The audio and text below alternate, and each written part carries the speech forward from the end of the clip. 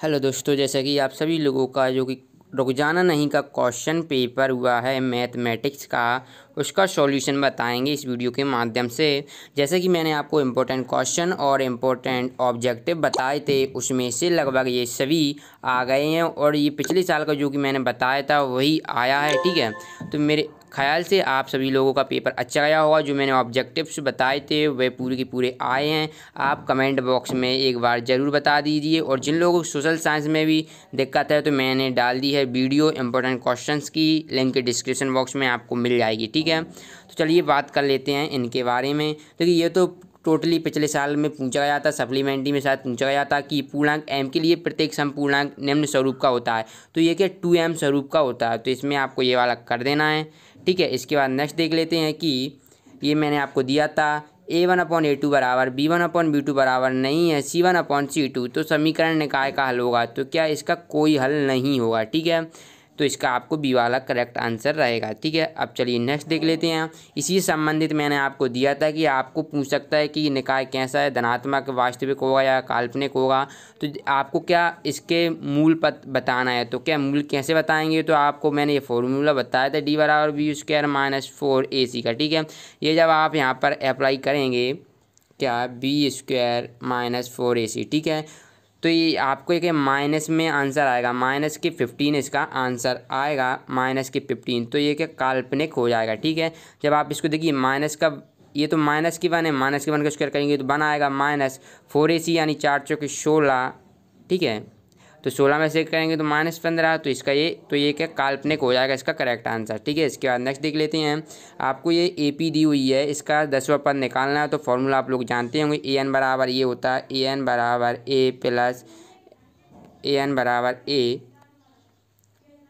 Plus N-1 into, चलिए यहाँ पर आप दोबारा कर लेते हैं।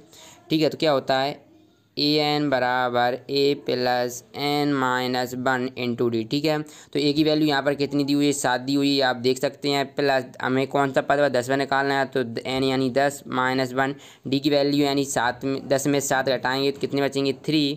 ठीक है, 10 में 7 माइनस करेंगे 3 बचेंगे, तो 7 + 9 इंटू 3। ठीक है, तो कितने, ये क्या 7 + 9 × 27 27 ऐड करेंगे तो कितने हो जाएंगे 34। तो इसका ये वाला आंसर, ये वाला सही रहेगा। ठीक है, इसके बाद नेक्स्ट देख लेते हैं। tan 60 का मान होता है तो ये √3 होता है। ठीक है, तो ये आपका क्या फर्स्ट क्वेश्चन है। चलिए अब इसके बाद नेक्स्ट देख लेते हैं सेकंड क्वेश्चन, जो कि बहुत ही इंपॉर्टेंट मैंने आपको बताए थे, उन्हीं में से आ गया है आप लोगों का। चलिए देख लेते हैं। पहला क्वेश्चन है कि बहुपद 3x² + bx के शून्यकों का गुणनफल होगा। तो मैंने आपको बताया था अल्फा प्लस बीटा बराबर क्या होता है, -b/a होता है। तो ये तो योगफल है। अब हमको क्या गुणनफल पूछा है, तो यानी अल्फ़ा, आपको अल्फ़ा इंटू बीटा बराबर बताना है, तो c/a हो जाएगा। ठीक है, तो इसका आपको सही आंसर क्या रहेगा, c/a। ठीक है, चलिए इसके बाद नेक्स्ट देख लेते हैं। बिंदु -4 -7 चतुर्थांश में स्थित है। तो ये थर्ड चतुर्थांश में स्थित है। वह बिंदु से वृत्त पर खींची गई स्पर्शरेखा वृत्त के केंद्र पर कोण अंतरित करती है। तो ये क्या लंब यानी 90 डिग्री का कोण अंतरित करती है। ठीक है, ये मैंने आपको समझाया भी था। वृत्त की परिधि सभी लोग जानते हैं, ये मैंने दिया था 2πr होती है। इसके बाद है वृत्त की सबसे बड़ी जीवा वृत्त का क्या कहलाती है, तो ये व्यास कहलाती है। यहाँ पर आपको व्यास कर देना है। ठीक है, चलिए अब इसके बाद नेक्स्ट क्वेश्चंस देख लेते हैं इंग्लिश मीडियम वालों के लिए, आप यहाँ से देख सकते हैं। ठीक है, चलिए नेक्स्ट क्वेश्चन आप लोगों का जो कि थर्ड है। तो थर्ड क्वेश्चन में आपको क्या सत्य का चयन करना था। ठीक है, तो क्या बहुपद x³ - 3x - 4 के शून्य 1 और -4 होंगे। जब आप इसको सॉल्व करेंगे तो इसके 4 और -1 शून्य निकलेंगे, यानी कि ये असत्य है। ठीक है, दूसरा मूल बिंदु के निर्देशांक 0 0 होते हैं, जो कि आपने 9th क्लास में पढ़ा होगा, तो ये सत्य है।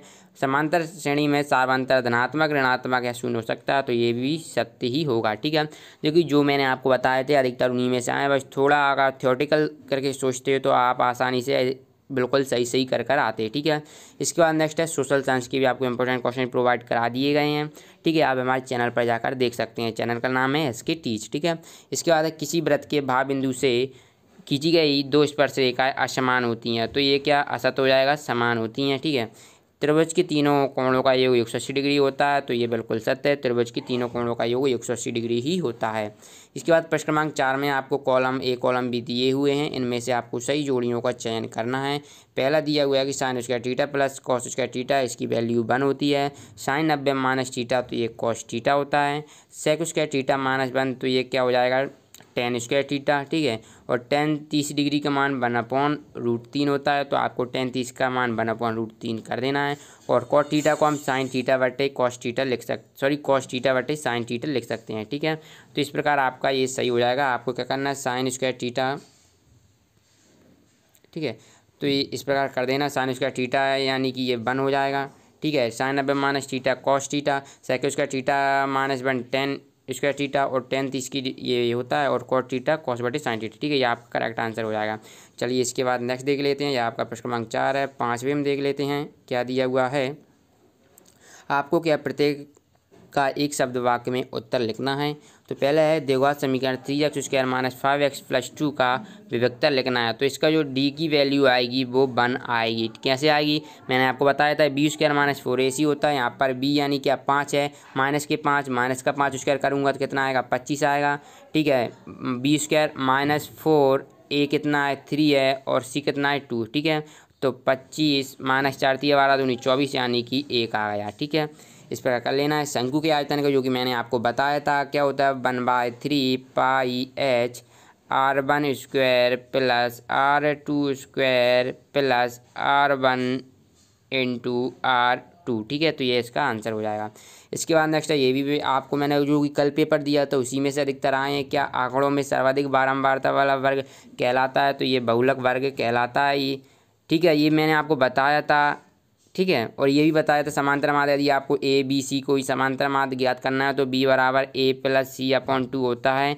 यदि ये कोई ए पी में दी हुई है तो इसका समांतर माध्य बी बराबर ए प्लस सी अपॉन 2 हो जाएगा। तो देखिए बहुत ही पेपर सलाह आया था, जो मैंने बताया था वही आया है। सोशल साइंस में मैं आपको इंपॉर्टेंट क्वेश्चन बताऊँगा, तो आप जरूर देखिएगा, जो लोग देंगे रुक जाना नहीं का। ये भी बताया गया था कि एक असंभव घटना की प्रायिकता 0 होती है, ठीक है। एक असंभव घटना की प्रायिकता 0 होती है। तो इस प्रकार ये आपके पेपर्स आया था। और क्वेश्चन नंबर 6 में आपको HCF और LCM निकालना था, यानी हाईएस्ट कॉमन फैक्टर और लोएस्ट कॉमन फैक्टर निकालना था। और इसमें आपको दशमलव प्रसाद शांत या अशांत बिल्कुल मैंने बता दिया था। अगर हर में अगर 2 की पावर n और 5 की पावर m के रूप में है तो वो शांत होगा, अन्यथा अशांत होगा। यदि आप इसकी गुणनखंड करेंगे तो जो आपको मिलेगा उसी के हिसाब से आप इसको देख लीजिएगा, ठीक है। देखिए ये तो मैंने आपको क्या 4.1 के मैंने बोला था कि आप कर लीजिएगा, तो ये तो 2 नंबर में क्वेश्चन ही आपका बन गया है। तो समझ सकते हैं आपके 2 नंबर तो यहीं से क्लियर हो गए हैं, ठीक है। चलिए क्वेश्चन 7 में आपको क्या पूछा जाता है कि 4s square minus 4s plus 1 की शून्य ज्ञात करना है, और शून्य को तथा गुणांकों के बीच संबंध की सत्यता की जाँच करना है, ठीक है। इस प्रकार बहुत ही सिंपल पेपर आया था। इसकी PDF डाउनलोड करना चाहते हैं तो लिंक डिस्क्रिप्शन बॉक्स में है, आप चेक कर लीजिएगा, ठीक है। तो इस प्रकार देखिए इसमें देखिए 2 नंबर आपके कितने सरल आए थे। देखिए इसमें क्या पूछ रहा है कि यदि बहुपद पी एक्स बराबर बाय पी एक्स का ग्राफ नीचे दिया गया तो पी एक्स की शून्य को संख्या, यानी जो एक्स अक्ष पर काट रहा है, देखिए यहाँ पर काट रहा है 1 2 3 4, यानी कि इस पर शून्य की संख्या कितनी 4 होगी, तो और आपके 2 अंक क्लियर हो जाएंगे, ठीक है। इसके बाद नेक्स्ट देखते हैं 8 नंबर क्वेश्चन, जो कि मैंने आपको फॉर्मूला बताया था कि इसको x1 मान लेना, इसको y1, इसको x2, इसको y2 और फॉर्मूला लगा देना, तो ये आपका क्लियर हो जाएगा। उसी हिसाब से मैंने ऑब्जेक्टिव बताया था कि आपके अंक 2 के भी क्वेश्चन कवर हो जाएंगे और बहुत हद तक आपके क्वेश्चन कवर भी हुई है, ठीक है। चलिए इसके बाद नवा क्वेश्चन देख लेते हैं। तो ये तो आपकी प्रायिकता में से पूछा गया था ठीक है। तो इस प्रकार आप देख लीजिए, पेपर बहुत ही सरल आया था। इसकी PDF डाउनलोड करना चाहते हैं तो वहाँ से आपको लिंक मिल जाएगी कुछ देर बाद, तो ठीक है। और ये वाला मैंने आपको सवाल दिया था, जिन लोगों ने देखा होगा वो आसानी से कर लिए होंगे, ठीक है। बहुत ही सिंपल पेपर आता है। वैसे भी सोशल साइंस का भी बड़ा ही सिंपल आएगा, बस आपको तैयारी करना है, ठीक है। चलिए अब मिलते हैं नेक्स्ट वीडियो में। वैसे भी अगर इसकी PDF डाउनलोड करना चाहते हैं तो लिंक आपको डिस्क्रिप्शन बॉक्स में मिल जाएगी, नहीं तो आप गूगल पर सर्च कर लीजिए। हमारी वेबसाइट है www.skteach.com, ठीक है। ये आप सर्च कर लेंगे गूगल पर तो आपको, और साथ में क्लास 10th लिखना चाहते हो तो लिख दीजिएगा, तो आपको इसकी ये PDF फाइल मिल जाएगी, ठीक है। पेपर बड़ा ही सिंपल आया था, ठीक है। आप लोग बताएं आप कितना पेपर कर गए हैं और आपका कैसा गया है, ठीक है। कमेंट बॉक्स में ज़रूर बताएं, अपनी राय दें, और सोशल साइंस के इंपॉर्टेंट क्वेश्चन चाहिए तो आप ज़रूर बताएं। सोशल साइंस की भी हम आपको प्रोवाइड करा देंगे। वैसे हमने बहुत सारे इंपॉर्टेंट क्वेश्चन आपको बता दिए हैं, जैसे अंक 2 और 3 के बता दिए हैं। लिंक डिस्क्रिप्शन बॉक्स में एक बार मिल जाएगी, फिर से बोल रहा हूँ। और दोस्तों वीडियो को लाइक ज़रूर कर देना, अपने दोस्तों के साथ शेयर भी करें, और अभी तक जिन लोगों ने चैनल को सब्सक्राइब नहीं किया तो सब्सक्राइब कर दें और बेल आइकन का बटन जरूर दबा लें। मिलते हैं नेक्स्ट वीडियो में, धन्यवाद दोस्तों।